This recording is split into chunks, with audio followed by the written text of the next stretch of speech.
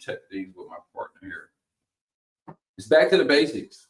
That's what one-on-one is all about. The basics of real estate investing, so you can have the fundamentals that will allow you to look at real estate, look at deals, analyze deals, and know what to look for. There's an introductory level to everything we do. This is kind of like the training wheels perspective, right? Give me 1 second. I'm working it right now. We're just gonna do this for today. All right, we're gonna get right in. All right, so one of the things I always look at the different topics we can talk about based off what I think is fundamental, but also I'm always taking an audit when I'm speaking to the community or watching the discussions in the community and seeing what's important or what that bottleneck is for individuals at the moment. And one of the things that continue to come up is this concept of finding deals. I had about 7 or 8 calls with our D101 community over the last week and a half, and the common theme I keep seeing is I'm looking for a deal. I've been trying to analyze deals. I was in the live session with Gerald. He analyzed the deal, and I can't quite find a deal, or I found a deal and I don't know. I found a property, and I don't know if it's a deal, right? So the most simple ways that you're going to find a deal is so we have on market, and then we have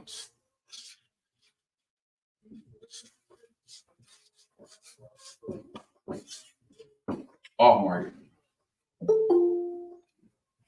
All right.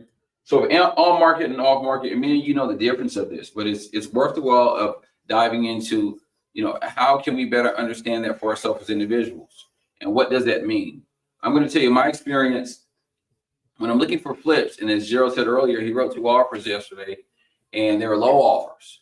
Typically, when you go on market, so you see properties on the MLS that later get filtered to Zillow, to Realtor, to Redfin, and any other platform. That's a platform that's going to distribute a listing to the open market. Anybody can see it. Anybody that has a phone, right? You can see what's going on. It gives you alerts, lets you know when they're coming on, the price reductions, adjustments, and then the property profile of the property. Now, when you blast something on the MLS and it gets filtered through Zillow, you see hundreds of thousands of people, millions of people can see this property. And many people are competing for the property. Now, when you look at supply and demand, the more demand and the fewer the supplies makes that cost of that good go up. So the more people that are writing offers on a property that they know of, obviously you're going to get more offers. Oftentimes when you get more offers, the next gradual step is to get stronger offers. And it's hard to get a good deal when you have a lot of competition. That doesn't mean that deals can't be found on the market, on MLS, on Redfin, on Realtor, on Zillow. That just means that, again, you're going to have competition, other people that know that it's out there that are trying to pursue this property. Now, what you find is, though, we're looking for properties that are distressed. So distressed properties actually narrows that. It doesn't matter how many people see it, the millions of people that view it, those that are pursuing the property, it really shrinks them for a variety of reasons. Real estate oftentimes is centralized, it's local. So when you're looking for a flip in California based off the price points and a few other factors, the pool of people actually pursuing it is much, much smaller. When we're pursuing a property like that, what are the qualifications? Well, somebody has to be able to buy. Somebody has to have the means to improve the property, right? And a lot of people like to have their properties and their flips locally where they're at. So most of the time when you find, look, if you're from Stockton, for instance, right, because a lot of us are from Stockton. If you're from Stockton, most of the people that are looking at this property are either in Stockton or within a 30 to 50 mile radius of Stockton, trying to see if they can scale this property. That's better for you, less competition. But even still, when I look at all market properties, it's an agent that has connected with the seller and has told this seller some information about selling their property that's distressed, because very likely wouldn't go FHA, right? So it's a cash deal, hard money deal. When an agent is communicating this to their seller, they're setting expectations of how much they're going to be able to get for the property, what the market looks like, and how many days on market, and what their strategy is to help them achieve the highest and best, right? So when I look at that, once again, as investors, as us trying to get something for as cheap as possible, and the seller having an expectation of their agent saying, hey, we'll be able to get $300,000 for this property. we're going to try to get multiple offers and create a bidding war so you get your highest and best. Sellers, once they have that expectation, it's very, very hard for them to move off that expectation unless the facts are proven to them. So a house is listed, it's distressed, they go on the market, their agent promised them 300,000 and or more, right? More, it could be 400,000, it could be more, right? And so when you go on the market, let's say they go on the market for 5 days, they get no offers. 10 days, they get no offers. The inability to get offers gives the FOMO, the fear of missing out. That client, that seller says, man, if I don't reduce this price, if I don't make adjustments, then I won't be able to sell it. But when I'm looking at distressed properties on market, when there is activity, when there is that expectation that their agent set for them, it will be very hard for them to decrease that offer in a way that you can get it for very, very cheap. Jerry, you said I wrote some very low ball, some very cheap offers. A lot of people will make an adjustment of 10 on average, $10,000 to reduce the price to get more activity, maybe even 15 or 20. But again, depending on the property in particular, we need it as cheap as possible. What is the fair deal when scaling an on-market property that's listed by an agent? Well, fair for us is free, or a little bit more than free, right? And fair for a seller is the most they can get. So the fair, it's not really a word you would use in negotiations like that. But focusing back on market properties, I sit here today telling you this. There are many, many different ways you can make money and find deals on the market. One of the ways is when you see a distressed property go on the market, move fast. When you see a distressed property that has value that you can flip and you've done your numbers, reach out to the agent and show them your track record. Show them your ability to close. Show them your proof of funds. Show them your hard money lenders pre-approval. Have your hard money lender, your private money lender, give them a call and show them their ability to fund the deal. These things can be done. So moving fast is one thing, because if you can get it tied up quick, you're in good shape. Absent of getting it tied up very quick within the first 1 or 2 days, one or 2 or 3 days, what I typically see for real opportunities, because now we're talking about making sure that we're looking at properties, writing properties, doing back of the napkin math of properties, so we're not wasting time. It's a time game. So if you see a property on the market, let's go with this. Let's say this house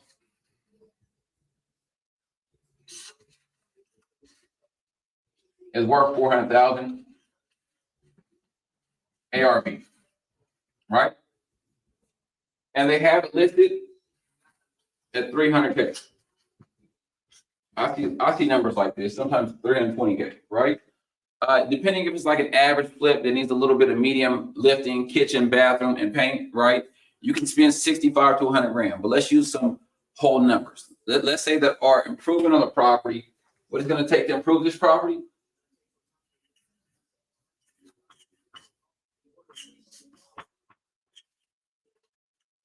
The improvement is 50K. Sorry, my marker's going up. It's 50K.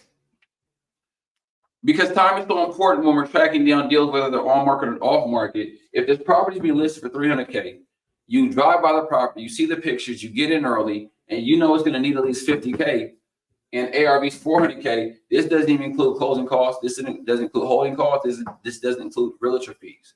It's a bust. So when we look at back of the napkin math, when we look at on market deals, what we have to quickly realize is we have to see the property. Sorry about that. We have to see the ARV as well, right?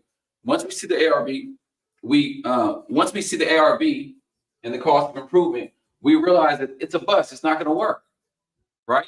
So navigating that process and not spending so much time trying to analyze deals that don't work is one of the best advantages for ourselves. So I spoke with 2 people in our community this week, and then they brought me deals very similar to this.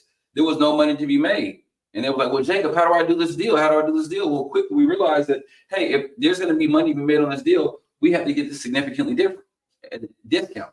So when I see something on the market, 300K, I pop over, I see the ARV on average 400K. I know for sure I need significantly different than at a discount than this.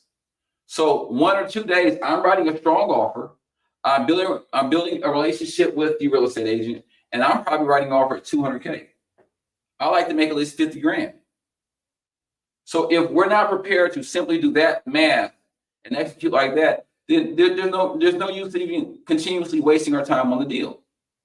So suppose Goes on the market the first day, 300,000. ARV is 400,000. We quickly write it off for $200,000. We call the agent, hey, do you think this will work? There's no way my seller is going to go with this. Push the deal to the side and get on to the next deal.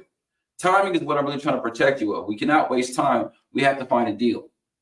And we have to get really good at our nose, meaning smelling what is a deal and how we can get into that deal.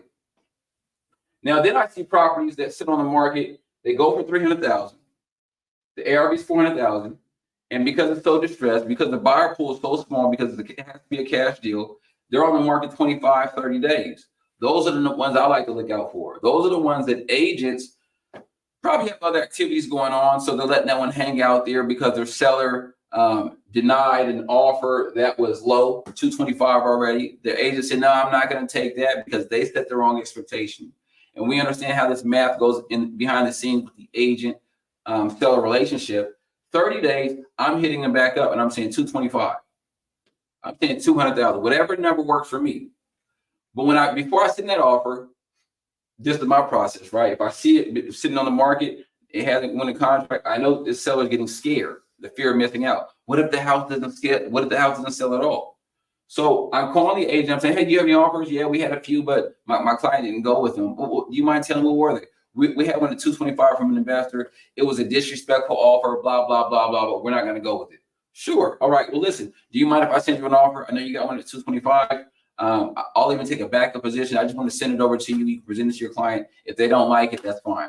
Here's the thing. The agent's oftentimes is going to represent their client, but they could be blocking or speaking for them.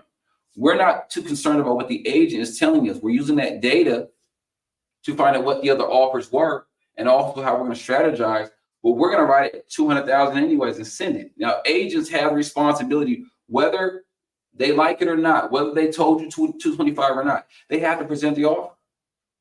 So you send an offer and you let it wait. You let it sit and you follow with the agent 1 day, 2 days. Hey, if they sell me this property, I'll take it as is where it is. That's where I see the on-market motion really taking place in a strategy like that.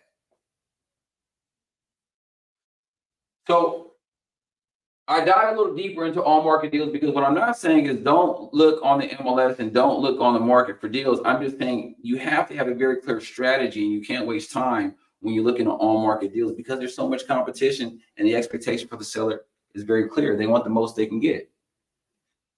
What I would like for everybody to do is really give it some thought of when I'm looking at on-market deals, what is my strategy? Am I really writing offers that make sense? Am I really conducting myself with the listing agent in a way that's going to get my offer through the pipeline? Or am I just saying, hey, this house is old, I'll buy it for what it's listed at or 10,000 less and see if they'll take it? There's no logic, there's no process in that. So if we're not very clear, so if somebody says, hey, Jake, I found this property on market, man, I spoke with Gerald, I really don't know if it's a deal. My question would be like, well, what's the ARV? 400,000. Well, what's on the market for? 300,000. Well, what are you going to write the offer for? Yeah, I don't know. Well, you haven't done your homework. You haven't gone to the next step. And so we have to push through mentally because we get stuck because we don't know what we don't know, and we don't know if we want to offend the agent. We don't know everything you do in your process has to go off your buy box. And you know how much you need to make. And if an agent gets offended or you think you're going to be offending a seller, you can't be in control of their emotions or what they're going to think. But you do have, this is a business we're running. You do have to make business decisions, and business moves fast. Speed, speed, speed. So we're not going to waste our time on math that doesn't make sense. We're not going to be worried about offending an agent. We're not also going to be hanging around the rim for a property that's been sitting on the market for 2 days only. We've already spoke with the agent and they have 3 offers. Time to move on. It's not going to work. Or we put it to the side and see if it goes pending. If it doesn't go pending, we go back in 25 to 30 days, 20 to 30 days. We rewrite that offer. We send it over regardless of what the agent says and say, listen, can you just present it? And on the RPA, there's a box in which seller needs to acknowledge, or the agent can too, acknowledge that the offer was presented. So many times when you push it like that, you don't know what people have going on, whether they're going through a divorce, whether they're losing a property, whether they're in fear. And when that offer comes in at the right time, Friday night at 5 o'clock, and they said they wouldn't take it 225, all of a sudden they said, well, we won't take 225, but we'll counter at 230. All right, I'll still take the deal. That's how you get that negotiation going on. And you realize that when we're writing offers and when we're trying to track down deals, we never let the deal die on our end. That's why we write the offer, let them say no. But by wasting your time on math that doesn't make sense, the deal is dying on your end because you're wasting your time writing an offer, and then you're putting an offer in front of somebody that doesn't make sense in the first place. So we just blew the deal up ourselves. There's a few other things that we can talk about regarding on-market deals, but this is all about the basics. I don't want to go add too many layers to it. But if everybody that's writing offers this week, which we all should be writing 2 offers this week, if you look at this strategy and see what comes on the market day one and looks like something you can improve, it's in your buy box, it's in your neighborhood, right? And you're writing that offer strong, boom. Once you tie the offer up, it's the deal, the debt, and then the equity. You tie that deal up, you'll have time to do many things. You have time to raise capital. You have time, you can pitch the deal and make another $20,000. This is a very quick way with no money involved that you can get better at analyzing deals, get more comfortable with scaling agents and their sellers, and also make you a lot of money if you do it enough and you do the right deals and you have the right strategy and make it your own. So that's it for on-market deals. Then we have off-market deals. That's the bread and butter for me and most people. The off-market, those that, how are off-market deals, how do they come? Typically, you can go direct to seller. You can go door knocking. You can go look for dilapidated houses. You can do mailers, right? You can work within your network. You can post on Instagram. There's so many different ways that you can go direct to the seller.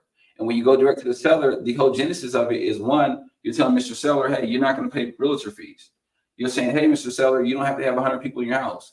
Hey, Mr. Seller, you don't have to be inconvenienced. Hey, Mr. Seller, I'm going to pay you cash. Hey, Mr. Seller, I'm going to make this easy for you. There's so many different reasons, right? This is going to be quick. And so when you go direct to sellers and or wholesalers whom go direct to sellers, right?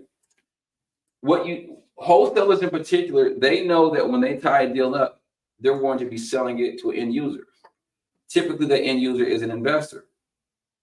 So if they were to buy this deal, this same deal, $400K, right? So wholesaler gets the property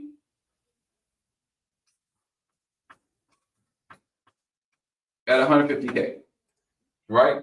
Wholesaler gets his property at $150K. Wholesalers typically have a lot of expenses. They're doing pay-per-click, pay-per-lead. They're doing mailers. Those mailers can cost you six grand a month. So you can mail out 5,000 doors, 8,000 doors. So there's expenses with it that they have. So the wholesalers are always trying to make money so they can keep their operation going. The market tightens and improves and tightens and improves with inventory, which can make it harder for a wholesaler. But what I'm saying, I'm only giving that in context because wholesalers know that what they tie the property up in, they have to leave enough meat on the bone for an investor, for a flipper. What you're typically going to know is that most wholesalers, they understand the 400K ARV, right? They understand that. So maybe they put $50,000 on it. Maybe they put $60,000 on it. Maybe they put $20,000 on it. It's all incumbent based off what they believe the property needs and what the demand for end users are. Are there a lot of investors just looking for a deal? Some investors are looking for deals just to keep their guys busy, their contractors, their subcontractors. Some properties wholesalers they actually don't need a whole lot of work, but they're looking to sell it to somebody that actually wants to go FHA and willing to buy the property at a cheaper discount than buying an improved property with the cosmetics that they wouldn't like in the first place. So a wholesaler can buy it for $150 and then sell it for $350, right? A little cheaper, and it can go FHA, and they're willing to wait. The FHA or conventional buyer will say, we like it at $350, and then we'll come out of pocket and do our own kitchen. And we don't have to go on the market and go compete for properties that we like. They're in this neighborhood that are in really good shape. Some neighborhoods don't have a whole lot of inventory in the first place. So I'm giving the whole concept or a basic concept to the wholesaler math. Oftentimes, you have to check the numbers of wholesalers when connecting with them. They'll say, hey, we're selling this property at $250,000, ARV $400,000. But the ARV can be on the top range, meaning that 250 plus 150 all in, right? Gets you to 400. Well, that could be at the top end of the market, which would not make sense. Enough about wholesalers. But just make sure you run your own numbers. Make sure you're always analyzing these deals. But when we look at off-market deals from wholesalers to direct sellers to Facebook groups, right? That's where you're going to find deals, because people that put these deals, put these properties out there know it has to be a deal. Otherwise, most people won't buy it. You have less competition, because if I was to ask everybody in our group right now, how many wholesaler contacts do you have? I would say that at least 75% of you would say less than 10. Well, if you guys are growing in real estate and you're pursuing real estate investing and you go to networking events and you're committing yourself to your business and you know less than 10, compare that to the on market, to Zillow, to the realtors, to the MLS. Everybody can see the MLS. Everybody can't see wholesalers. If wholesalers don't have database, if they don't have market blasts, if they don't have text message chains, if they don't have that, then their pool of people to sell to is very, very thin, which plays to our advantage. That means by us continuously connecting with wholesalers and getting in front of them and getting on their VIP list, which some of them have, meaning we've showed our ability to close, they're going to put deals in front of you that you can make sense. And it boils down to how much can you fix it for a lot of time versus somebody else. If you have cheap labor and you know where to get materials, these deals begin to pencil out for you. But I bring up this whole comparison, if it is a comparison, because it's not very frequent to find deals that pencil out on market in this market than what you're going to find off market. The off market culture is sell to somebody that's going to flip it, wholesale it, invest in it, do something creative. So the majority of my time in the deals that I'm analyzing, I'm always, especially if I'm just now getting into real estate, I'm connecting with wholesalers. Why? Well, when you connect with wholesalers and you call them, they know you're trying to acquire the property to improve it. They will send you the data. They'll say, hey, Gerald, yeah, man, this is Jacob, wholesaler. Yeah, I have two properties. One in Sacramento, one in Stockton, one at 300, one at 325. Probably about 75,000 on the bone if you fix it right. So you say, hey, send it over to me. When you get the property and the profile, they're very likely to have data based off comps because they're trying to pitch you the property. They're going to say 2 have sold in the last 6 months at 425. Here are the comps. They're going to give you all the data, all the training wheels that can help you with the confidence of getting through understanding the deal. Because as we spoke before, every time we analyze a deal, we're scaling a deal, we're telling a story. And because wholesalers are salespeople, they're going to tell you a story. They're going to say, hey, I'll give it to you at 225, comps at 425. It needs a roof, and roofs cost about 13,000 for something like this. You'll need a kitchen, about 16,000. Bathrooms, about 7,000. They will give you all this data. You should be writing it down, or if they email it to you after you get off the phone call and they email you all this data, you should be out loud telling yourself, okay, now let me tell my real estate investment story with this property in particular. 275 is the purchase price, roof is this, floors are this, windows are this, stucco is this. When you start practicing that, one thing that you get is, again, wholesalers have a lot of experience. You start getting an idea of how much things cost. This is what we need for second nature, because we've talked about, hey, if we go to a property and we don't know how much it costs to improve it, how will we know? Well, no, you have the answers. We just can't be lazy. We just can't have like writer's block. When we connect most of our time with off-market deals, direct sellers or wholesalers, what you're going to find is so much that data is right there, but we have to practice it. We have to read it. We can't just have them email it to us and say, I don't know what to do. The next move is to analyze it yourself. Go confirm those comps. With the roof on a house of 1,300 square feet, we talk frequently about the importance of building your team, your roofers, your electricians, all of these things. So here's a good nugget, because this area is going to give you the practice plus the actuality of finding deals, right? So when you get this list from the wholesaler, which so many of them will give it to you, you'll call your roofer and you say, hey, John, man, I'm checking down a deal. I know you're busy real quick. I'm about to write an offer on a property. It's 1,300 square feet. The roof fully needs to be removed and reshingled, and it needs gutters and downspouts. Can you give me an approximation on what something like that would cost? They're going to say, I have to see it. No, I mean, you can drive if you want to. I can give you the address as well, but just on average, because I just want to play with some numbers. I won't hold you to it. Yeah, a roof about that size, probably 12 to 15,000. I just have to see it. Now you confirmed in a range what roofs cost. It might not be for this roof, but that practice is what's going to give you the confidence to continue to punch through deals. So much of why we get stuck and we don't analyze deals is because of the writer's block. Because we don't know one thing. We don't know the bathroom, so we walk away. We don't start analyzing deals because we know there's something in there we don't know. But the natural step in which you have to take is continuously working through the deal to solve the problem. And by going through this route, no disrespect to agents at all. Most agents don't know how to analyze the deal when you look at real estate investing. Most agents, I'll give a number, 70%, 80% had never flipped a property. But they don't claim to say that they're flippers in the first place, so there's no jab at them, but they would not know. Investors would know that for sure. You better know it if you're an investor. So why would I, if I'm trying to grow in real estate, I'm trying to earn some currency, either earn money off a flip or earn knowledge and confidence that can put me through analyzing more deals that will naturally put me into a flip.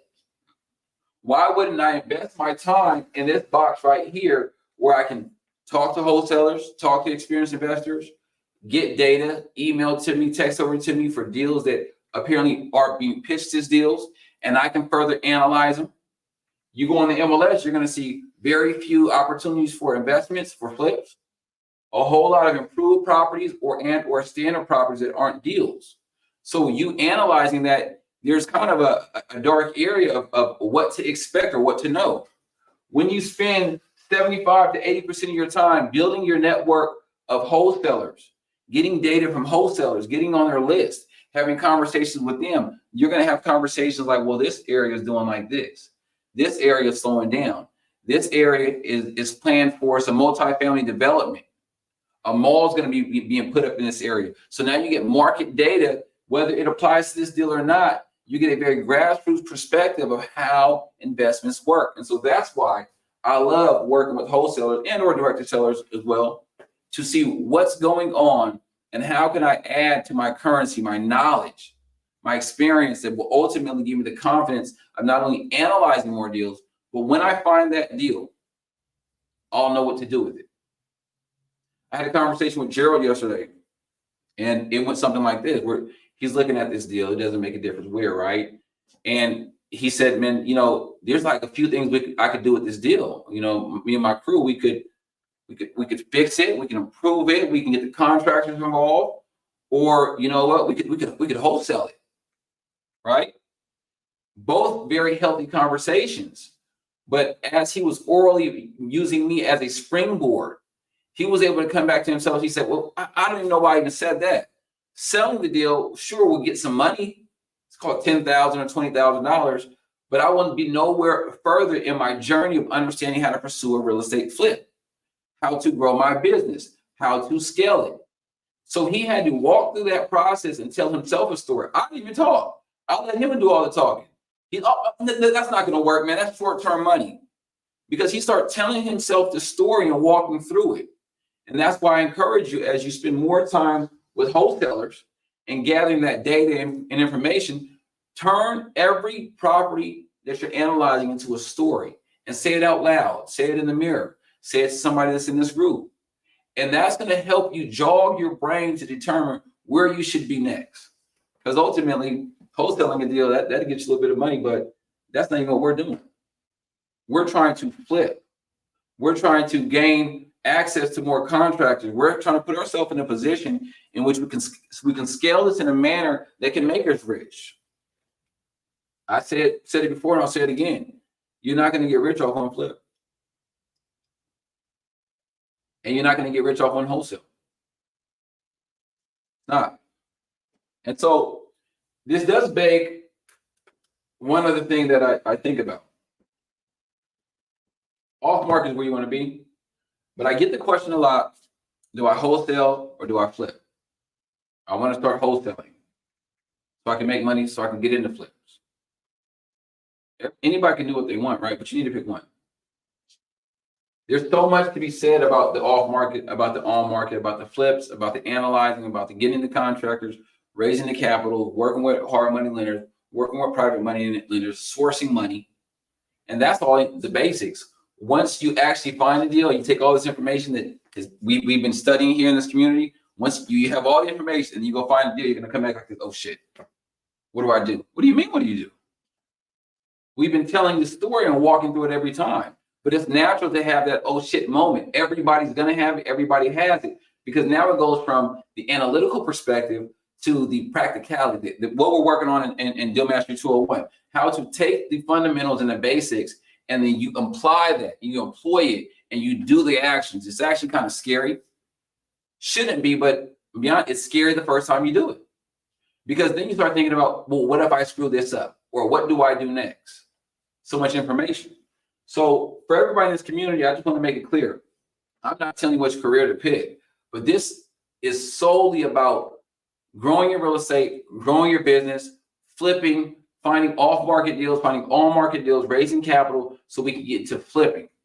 We'll have multiple conversations about wholesalers.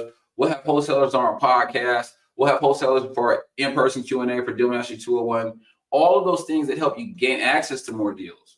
But I want to encourage all of you, pick one. All right? Because so much resources have to go into this. So you can get into your first flip and take that money and reemploy it and keep doing those things. And the wholesale function versus the flip function, they're totally different functions, and they both require a lot of resources and a lot of capital. All right? And that's why I want you to pick one, because I want you to spread yourself, because you'll probably have a hard time making it. All right? So that's what I have for today. I really just wanted to dive into the on-market, off-market concept. When you're looking on-market and you're not getting the momentum that you need, well, that's because 75% of your time you need to be connecting with wholesalers. You need to be looking at off-market deals. You need to be looking at Facebook groups. You need to be looking on Craigslist. And if you suppose that you do want to continue looking on market, which you should, make sure your strategy is robust. Make sure your strategy is reflective to how the on-market works. Don't go write an offer on a property you know it doesn't pencil out in the first place. Don't write an offer on a property that's already, somebody brought me a property the other day. They said, what about this one? The kitchen was done, the roof was done, the windows were done, the floors were done. And my question to them that I thought they should be asking themselves is, so what do you plan on doing with this property? It's hard to flip. Well, I was just thinking maybe it's a deal. A deal for what? So we're not scolding that person, but we are holding them accountable and saying, hey, we need to have true clarity. All right. All right. Again, it's always back to the basics. For all of you that are in Deal Mastery 201, I know we had a blast about a week and a half ago. We went up to the property. For those of you that are really trying to grow your business and do the application component, that's what we're doing in 201. We're walking properties. We're getting ourselves in a position so when we find a property like Gerald and his crew did, we can get you pushed over and apply that. And it can, like I said, be very scary and a bit of a challenge. I only have a few minutes more, but I do want to touch base on one more thing. Buy boxes, because we talked about that a few times. And that's what I want you all to work on as well. It has to be very clear about what you're looking for in properties. How much profit, and write this down, how much profit am I looking for in a property? How much capital do I have right now to invest if I found a property? Let's call it 400,000. So how much money do I need to have down? Who will be my lender? Who will be my partner? How much time do I have to put into this property, or do I need to hire a contractor to take it on? Am I going to be managing subcontractors? What is this process going to be looking like? Because if you say, I could poke a hole in anyone to use your thesis right now, your investment thesis. If you say, I want to make $50,000, and then you go to analyze a property, you say, Jake, I found a deal, I got a property, I'm about to knock it down. All right, well, cool. You buy the property at 200,000, you want to make 50, we're at 250. You said you're going to put 100 into it. We're at 350. We haven't even counted closing costs.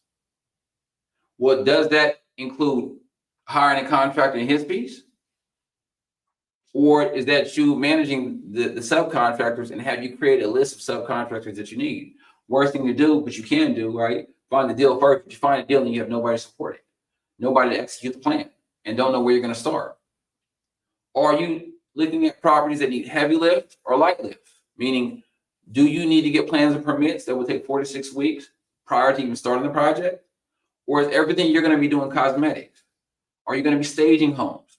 Like, tell the story of what you're going to be doing.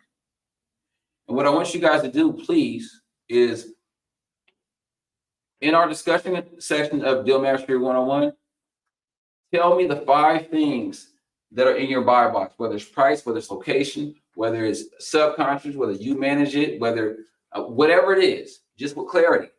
And I'm gonna go in there this week. I want to read them and see if I can give you guys some feedback, because buy box is so critical.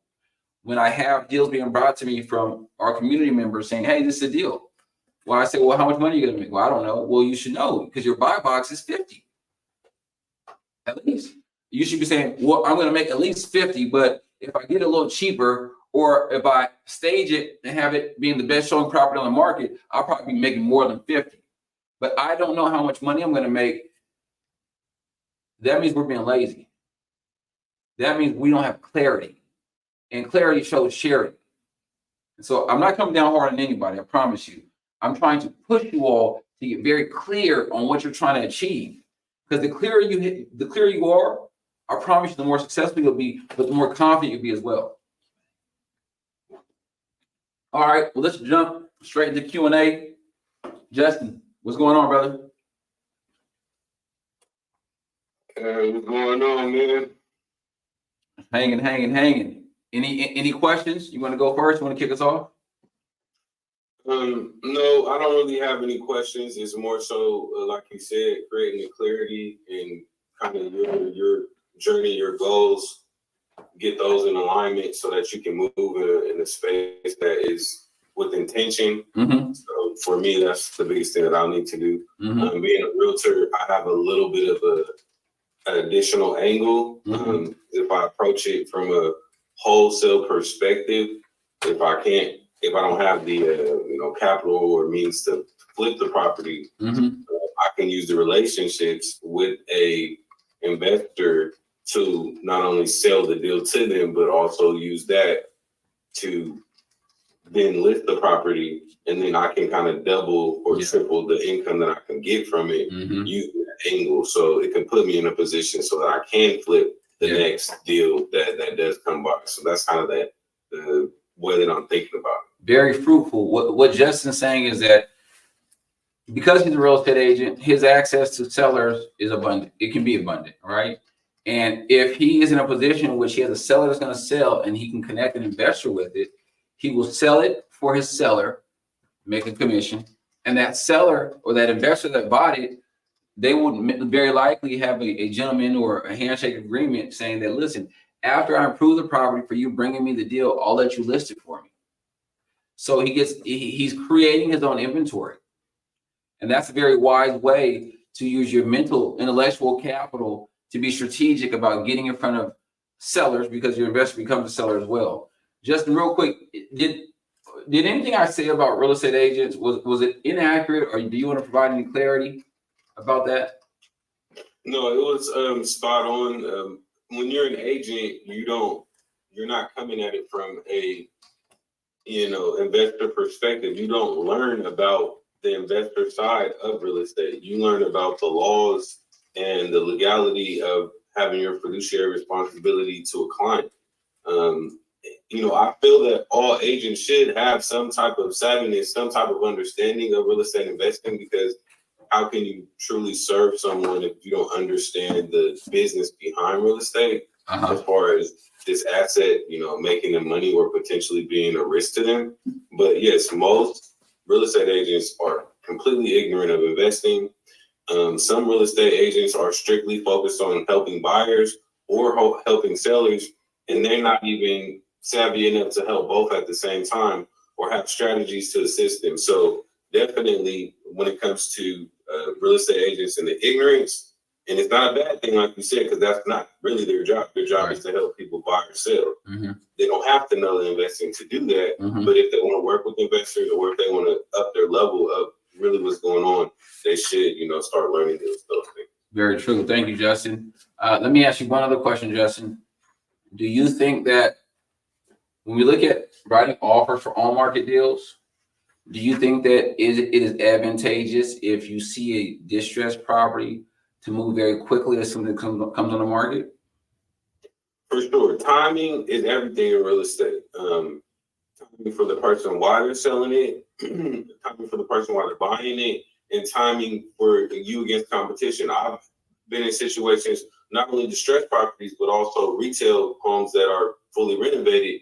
If you can get in quick and make a strong offer in connection with that agent, you can get the property under contract. I had a client that just closed a couple months ago. There was a duplex that was renovated, not in the best area, but it was fully renovated. She didn't have to do much to it, and it was going to cash flow for her. And we got it at $500,000, but it appraised at $525,000. The reason we got it at that price point is because we were one of the first offers, made a connection with the agent, and made a strong offer. So she's coming in with, essentially $25,000 in equity just because of the timing, the relationship, and the execution of submitting a strong offer. Thank you, Justin.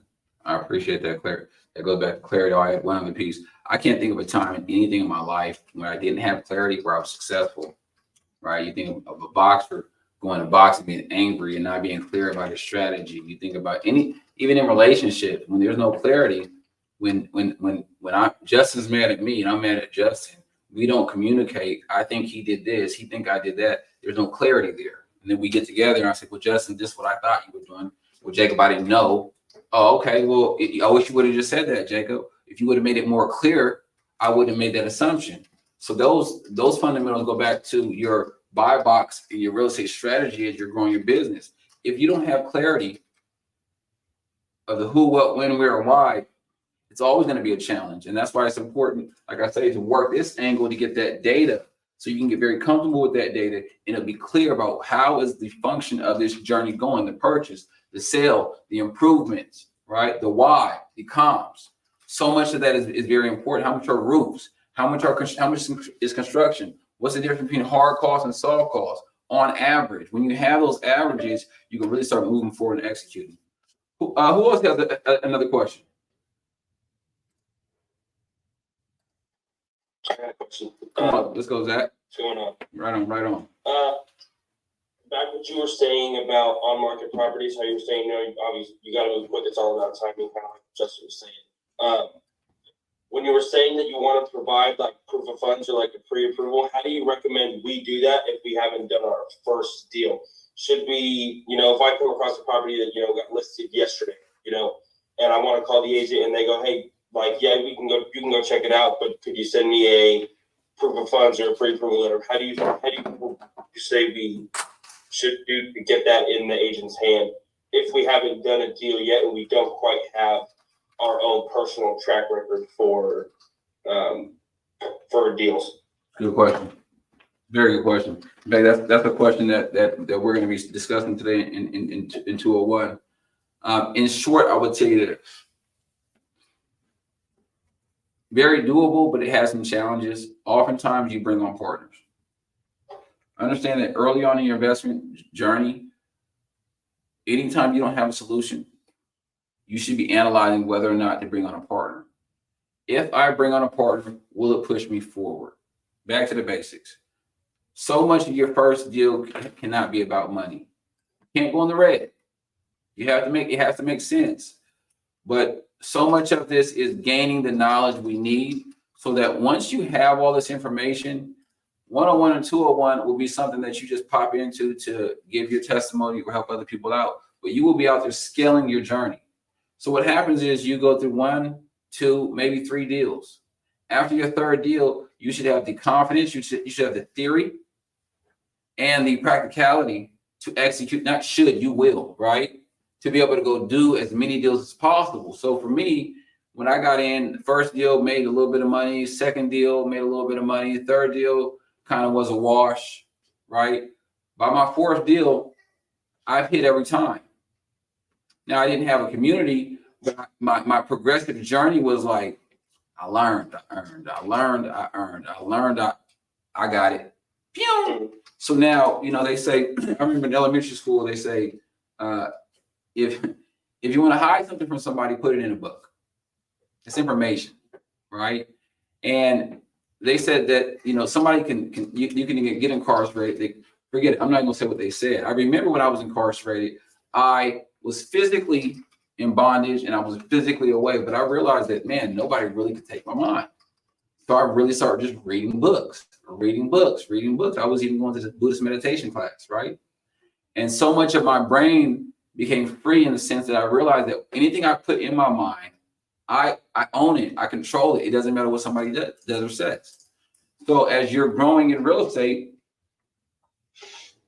bringing on partners for your first and second deal, whether you're giving up equity, whether you're giving up capital, whether it takes you 2 hours to go spend time with them, that's going to put you in a position that by the time you get to your third deal, you will have everything that allow you to scale and make millions. So our first 1 and 2 deals are not about truly trying to get rich. That's somebody on TikTok was like, oh, I made $1 million on my first deal real estate. Jake, you don't know what you're talking about. Great for you. Great for you. All right. That's just not my testimony. I know that with my scalability and my growth, it was my first deal was to make sure I had what it takes. I was like, whoo, I got beat up. Second deal, I was like, okay, I got a little something. Let me tell you this. All right, I guess I didn't know everything. Third deal, off to the races. So to your question in particular, I would say that there are a variety of strategies.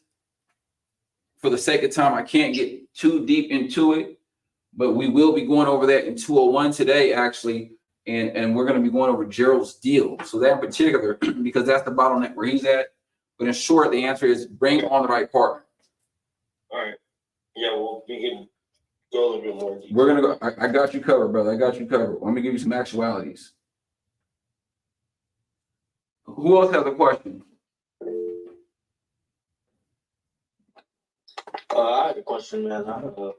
My name is Fraser White. I run into a lot of deals where I come across that investors have already put money into the deals. They might end up running out of money on a deal, and so the buyout that they need in order for them to get off of the deal and sell the deal is usually a little bit too high for what I'm able to offer them, being that I need to make it work for a wholesale price. So I just let those deals go to the wayside, or I try and continue to make something work and see if maybe they'll be willing to accept a short sale, or I like that. Situations where I'm not able to give them I like the that. money that's owed. Fraser, the only way you could be asking that question is if you're really trying to track down deals. Otherwise, you can never be in that situation. So I salute you. I like that question. But let me see, most people in that situation, what he's saying is that somebody acquired a property. That's how I acquired the one on Commerce and Stockton. The one I lifted up off the ground. Somebody had already got deep in debt with that property, and that's where I got in, right? So some people will get into real estate investing, not analyze the deal correctly, not have enough capital, not have reserves, or they just get their foot caught up or something. So what they're trying to do is offload the property, and what they still want to do is make some money. And so what's really happening is they owe monthly payments to their hard money. Whoever has the first position on the finances, right? They owe money. They're running out of money. They're probably behind. After about 60 days, they're gonna get a notice of default. They're gonna lose their property. Their credit's gonna go to shit. They run through a lot of problems. So what they're trying to do is say, hey, the next best thing, sell it to somebody. Let's see how much money we can make. The closer they get to losing the property, they go from selling to see how much money we can get to let me see if we can sell this property and avoid bankruptcy, avoid court, avoid other issues. Me and Ulysses went to go check the property out earlier this week or last week. And that's what was happening. We went to the property, checked it out. Ulysses did all his numbers, walked the property, had some fire damage. And the gentleman said, hey, he said, take the property. I just don't want a bankruptcy. Just take it. But what he owes and what needs to be improved versus what it's worth, it doesn't make any sense. Jesus can't save him. He's going to get foreclosed upon. And now the bank has the option. Do they want to keep this non-performing asset or sell it for cheaper? But to your answer, a lot of times those guys are good opportunities to stay close with. And because they're in a vulnerable position, we're not taking advantage of them. But we need to understand the truth based off their vulnerability is we stay a little closer to them, but don't spend time. Don't waste time. You got to know exactly what you want to know. What you want to know from. How much do you owe? When do you need to sell it by? How much do you want for it? And how much does it need? You got to go over there and see the property. And those are the people that I'll stay a little closer with them, spend a little bit more time with them, and say, listen, I'll take it off your hands for this price. They're not going to go on the MLS with it. The FOMO, fear of missing out, because they're in fear, because of their mistake, it can be an opportunity for you. So I would say don't waste time, but definitely listen closely, have your clear questions you need, analyze that deal, make them an offer, and leave it at that. After you make them an offer, you take off. You can check back in with them in a week. You sure you don't want this offer? And you go from there. Okay, that totally makes sense, man. I appreciate that, definitely. Thank you, Frazier. I appreciate you. Who else has a question? We have room for one more question. All right. No worries. Look, I appreciate you guys all for coming out. We are grinding. We're focusing on the basics, and I'm just happy that you guys are all really scaling yourself. Remember, this week's all about on-market deals and off-market deals. You should be spending 75% of your time with off-market deals, looking for the deals, and using that data to strengthen yourself and provide clarity as you continue to grow in real estate. Well, I do have another question now that I'm thinking on that topic. Okay. You were saying that sometimes that it might just end up going to foreclosure. Does that mean that sometimes we might also need to look at targeting maybe the auctions for potential leads and things like that? Is that a good deal source that I should be taking advantage of? I got you covered. I'm putting that in my notes, and I'm gonna have that on our 10 a.m. 201 course, all right? Okay. And I'll provide clarity. I want to make sure I can let everybody go, so I'm sure they have things going on. Quick update: we have Deal Master 201 event on September 28th. We're gonna have catered Chick-fil-A, game planning, networking. We're gonna have some big people in the room to really just continue to analyze and grow ourselves from the more practical standpoint of the execution, looking to see if everybody can get in the deal within the next 90 days. That's the objective.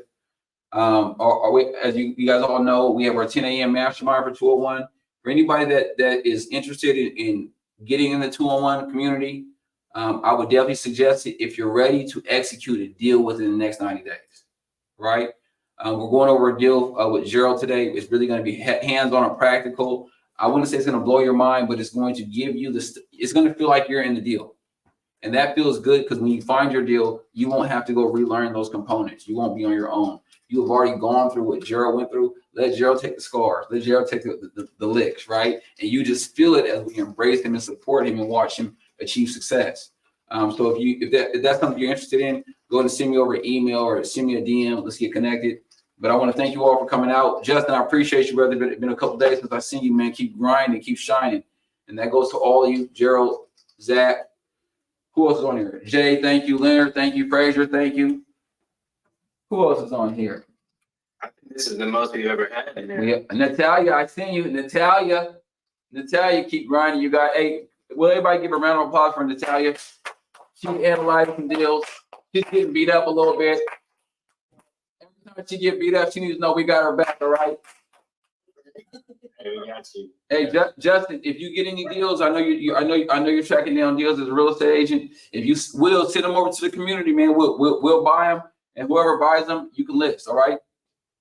All right, sounds good. Right on, you guys. Hey, we're jamming. You guys have a beautiful Sunday. I'll see you next Sunday. Let's keep grinding. Put your buy box in the discussion, please, so I can really get a pulse on where we're headed. Sounds good? Sounds good. All right. Thank you all. Right on.